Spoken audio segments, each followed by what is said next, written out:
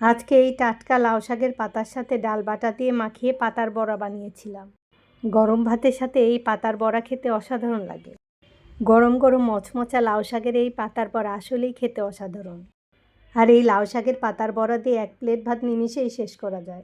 সকালবেলাতেই আমি 2 রকম ডাল আর কিছুটা চাল দিয়ে ভিজিয়ে রেখেছিলাম। চালটা দিয়েছি মচমচা হওয়ার জন্য। ডালটা ব্লেন্ডারে ব্লেন্ড করে নিয়েছি, সাথে দিয়েছিলাম কাঁচামরিচ আর বেশ কতগুলো রসুনের কোয়া।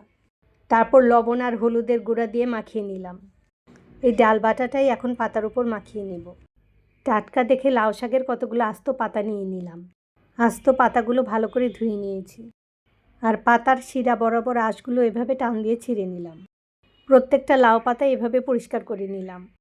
আর লাউ শাকের পাতা দিয়ে বানানো এরকম বড়া নিশ্চয়ই আপনাদেরও অনেক পছন্দ। এভাবে প্রতিটা পাতা পরিষ্কার করে নিলাম। প্রত্যেকটা পাতা এভাবে বিছিয়ে নিয়ে ডাল বাটা দিয়ে মাখিয়ে নিব। প্রথমে পুরো পাতাটার মধ্যে ডাল বাটা এভাবে মাখিয়ে নিব। তারপর পাতাটা দুপাশ থেকে এভাবে ভাঁজ করে দিব। ভাঁজ করে দিয়ে এর উপর আবার ডালের বাটা মাখিয়ে নিব। দুপাশ থেকে ভাঁজ করে দিয়ে আবার মাঝখান দিয়ে আর একটা ভাঁজ করে দিয়ে আবার ডালের বাটা মাখিয়ে নিব। এভাবে করে প্রত্যেকটা লাউ পাতাতে ডালের বাটা মাখিয়ে নিয়ে ভাঁজ দিয়ে নিলাম। ডাল বাটা দিয়ে মাখানো এই লাউ পাতাগুলো এখন গরম তেলে ভেজে নিলেই হয়ে যাবে। আর এগুলো খাওয়ার আগে গরম গরম ভেজে নিলে খেতে সবচেয়ে বেশি মজা লাগে।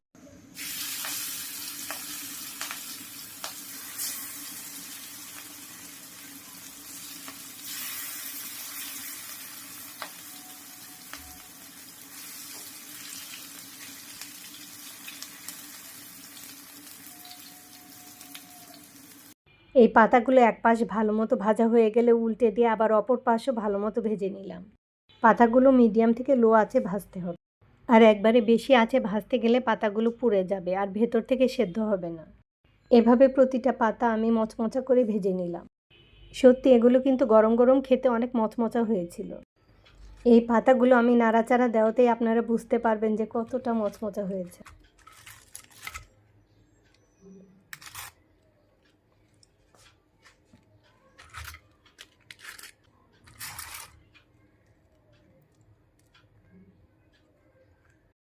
আশা করছি সবাই ভালো থাকবেন আর ভিডিওটা কেমন লাগলো জানাবেন। আল্লাহ হাফেজ সবাইকে।